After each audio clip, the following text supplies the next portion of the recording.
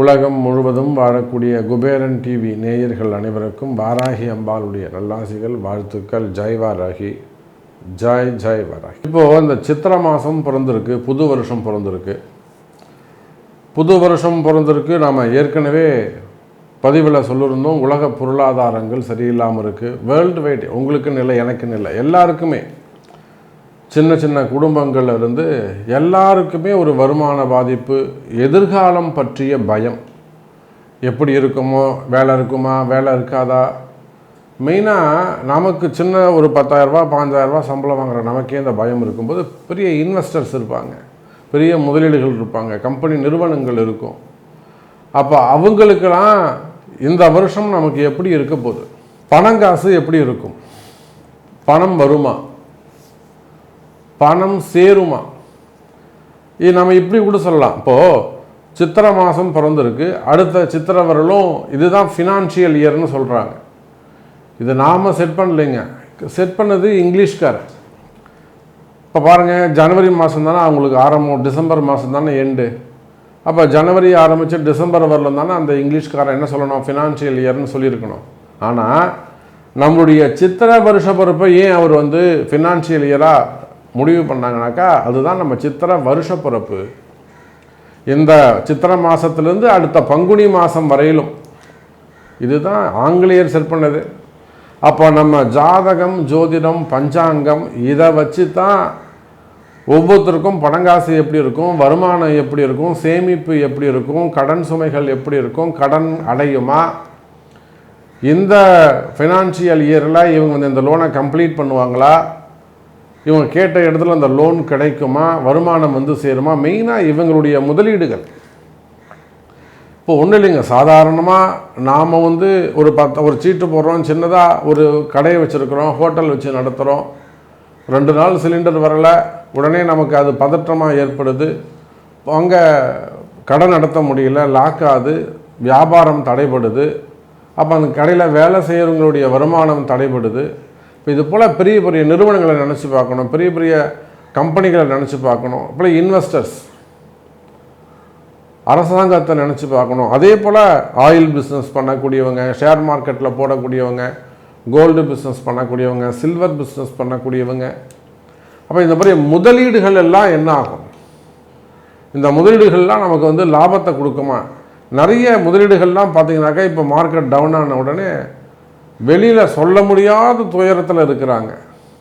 அப்போ அப்பேற்பட்ட உங்களுக்கு அடுத்த பங்குனி மாதம், இந்த சித்திரையிலிருந்து அடுத்த பங்குனி மாதம் வரையிலும் வருமானம் எப்படி இருக்க போகுது, பணம் வருமா, பணம் சேருமா, அல்லது பணம் லாபத்தை தருமா, கடன் அடையுமா, இந்த செஞ்சிருக்கக்கூடிய முதலீடுகள் என்ன ஆகப்போகுது, இதை தான் நம்ம பார்க்க போகிறோம். பாருங்கள், இந்த சித்திரை மாதத்துலேருந்து அடுத்த பங்குனி மாதம் வரையிலும் இந்த வருஷத்தில் இந்த ஃபினான்ஷியல் இயர் நீங்கள் எடுத்துக்கிட்டாலும் சரி தான், தமிழ் புத்தாண்டுன்னு எடுத்துக்கிட்டாலும் சரி தான். அப்போ எப்படி பார்த்தாலும் இந்த ஏப்ரல்லிருந்து அடுத்த மார்ச் 31 வரையிலும் அப்படி வச்சுக்கோங்க.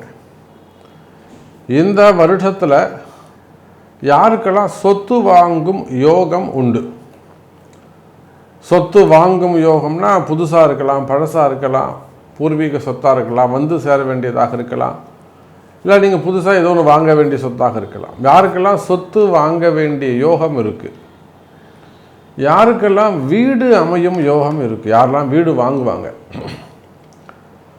நிறைய அன்பர்கள் பேசுகிறாங்க, இப்போ நான் இப்போ இந்த வீடு பார்க்குறேன், அந்த வீடு கட்டியிருக்கேன், இது இன்னொரு வீடு வாங்கலான் இருக்கேன், இல்லை வீடை சேல்ஸ் பண்ணணும்னு நினைக்கிறேன், இல்லை இதை வாங்கி அங்கே போட்டு இன்வெஸ்ட் பண்ணணும்னு நினைக்கிறேன். நிறைய வீடு வாங்குறது நிறைய கேள்விகள் இருக்குது. அப்போ யாருக்கு வீடு யோகம் அமையும், யாருக்கு சொத்து யோகம் அமையும், யாருக்கெல்லாம் கடன் அடையும். ஏன்னா நிறைய அன்பர்கள் எல்லாருக்குமே ஒரு 80-70% எல்லாருக்கும் கடன் சுமைகள் இருக்குது. அதில் ரொம்ப திக்கி திணறக்கூடியவங்களாக இருக்காங்க, கண் விழுங்கி பிதுங்கி பார்க்கக்கூடியவங்களாக இருக்காங்க. யாருக்கு கடன் அடையும், இது எல்லாத்துக்கும் மேலே மெயின் கொஸ்டின் இந்த வருஷம் வேலை எப்படி இருக்கும். ஏன்னா நான் சொன்னது தான், போர் பதற்றமாக இருக்குது. வாரால எல்லா இடங்களிலும் ஒரு சின்ன டீ கடையில் கூட கேஸ் இல்லைன்னா 4 நாளைக்கு கடையை மூடி வைக்கிறாங்க.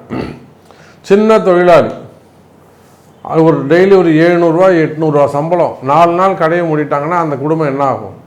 அப்போது இந்த வருஷத்தில் யாருக்கு ஜாப் பர்மனெண்ட்டாக இருக்கும், அப்படி இல்லைன்னா வேலை பற்றிய பயம் யாருக்கு இருக்கும், யாரெல்லாம் வேலையை பற்றின நிம்மதி கிடைக்கும், யாருக்கெல்லாம் வேலை பற்றின நிம்மதி கிடைக்கும், யாருக்கெல்லாம் வேலையை பற்றின பயம் இருக்கும்.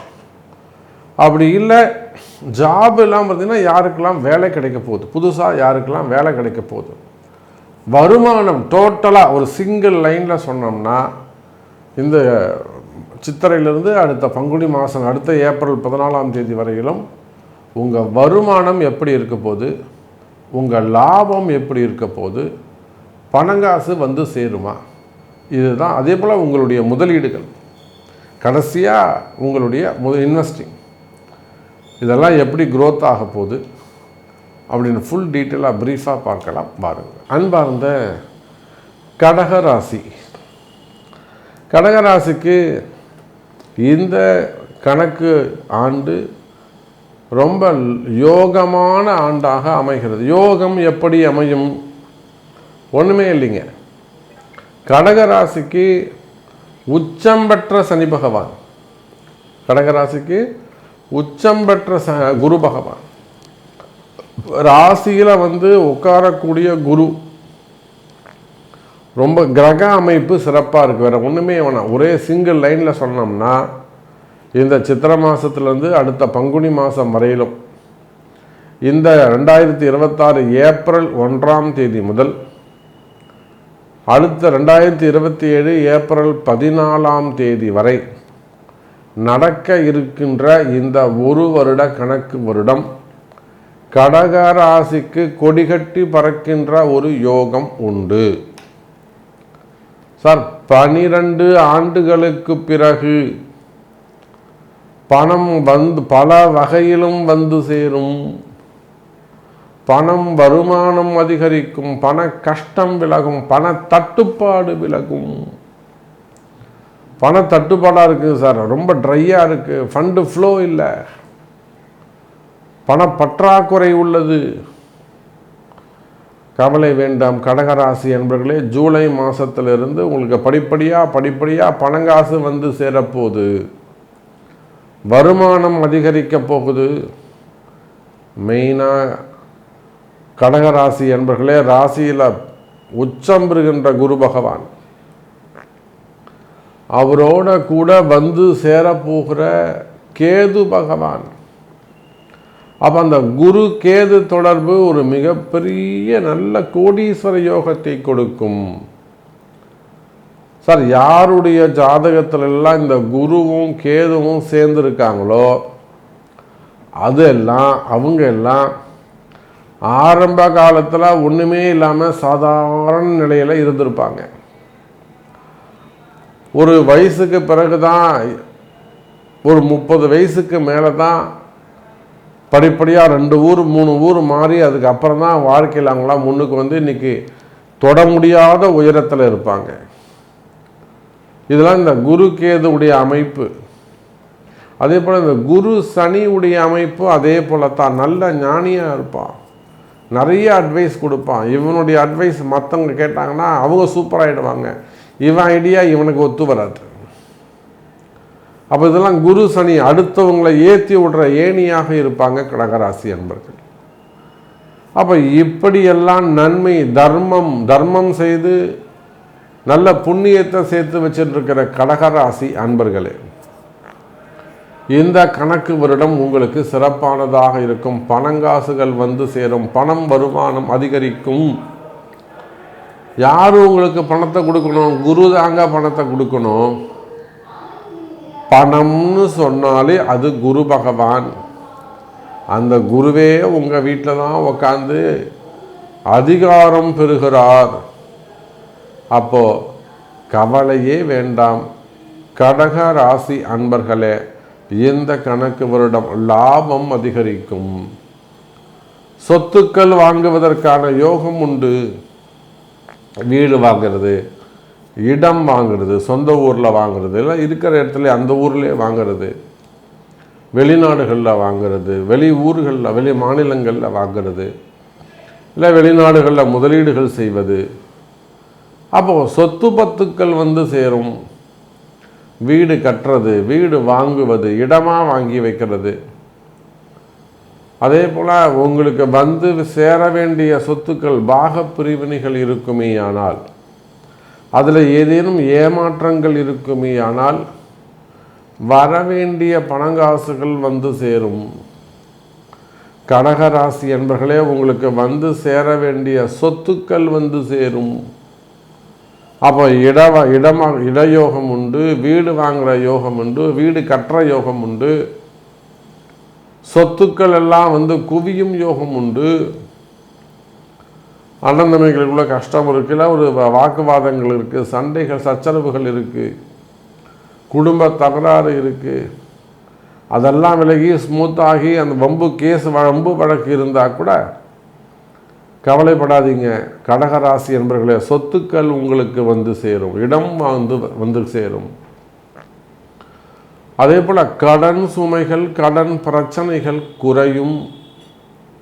கடன் வாங்கிறதா இருந்தாலும் சரிதான், கடன் கொடுக்கறதா இருந்தாலும் சரிதான், கொடுத்த கடனை வசூல் பண்ணுறதா இருந்தாலும் சரிதான், கடன் சுமைகள், கடன் பிரச்சனைகள் இருக்குமே ஆனால் அந்த கடன் சுமைகள், கடன் பிரச்சனைகள் குறையும், வருமானங்கள் அதிகரிக்கும். சார் மெயினாக கடகராசிக்கு என்ன சார் பிரச்சனை? கடன் அடையணும். அந்த கடன் அடைஞ்சதுன்னா நிம்மதியாக இருப்ப சாமி நான். ஆனால் எனக்கு கடன் அடையணும், இந்த மாதம் எனக்கு கடன் அடையுமா, இந்த வருஷம் எனக்கு எப்படி இருக்கும்? லாபம் அதிகரிக்கும், தொழிலில் லாபம் அதிகரிக்கும், கடன் சுமைகள் குறையும், கடன் பிரச்சனைகள் குறையும். உங்களுக்கு இருந்து வரக்கூடிய கடன் சுமைகள், கடன் பிரச்சனைகள் 50% குறைஞ்சிரும். நல்ல லாபத்தை கொடுக்கக்கூடியதாக இருக்கும் எனதருமை கடகராசி அன்பர்களே. அதே போல் வேலையில் நிம்மதி கிடைக்கும், வருமானம் அதிகரிக்கும், நிலையான உத்தியோகம். எனக்கு வேலை போயிடுமோங்கிற பயம் இருக்குது சாமி. ஏன்னா இந்த வாரெலாம் நடக்குது, உலகம் முழுவதும் அங்கங்கே சண்டை நடக்குது.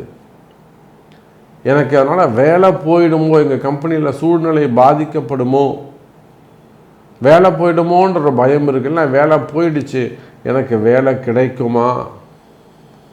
அப்போ இந்த மாதிரியான வேலை சம்பந்தப்பட்ட பயம் இருக்குமே ஆனால் பயம் வேண்டாம். வேலை கிடைக்கும், வேலை ஸ்திரமான வேலை கிடைக்கும், நிலையான உத்தியோகம் உண்டு, நீடித்த வருமானம் இருக்கும், குடும்பத்தை நீங்கள் காப்பாற்றலாம். அப்படி வேலையில் பயம் இருக்குமே ஆனால் அதெல்லாம் சின்ன சின்ன பரிகாரங்கள் உண்டு, ஒன்றும் பயப்பட தேவையில்லை, நிலையான உத்தியோகம் உண்டு. அப்போ கடகராசி என்பர்களே, இந்த கணக்கு ஆண்டு உங்களுக்கு பணம் வரக்கூடிய ஆண்டாக அமைகிறது. ஸ்ரீ குபேரன் டிவியை பார்த்தமைக்கு நன்றிகள். மேலும் இது போன்ற தகவல்களை தெரிந்து கொள்ள ஸ்ரீ குபேரன் டிவியை சப்ஸ்கிரைப் செய்யுங்கள். மறக்காமல் பெல் ஐக்கானை கிளிக் செய்யுங்கள்.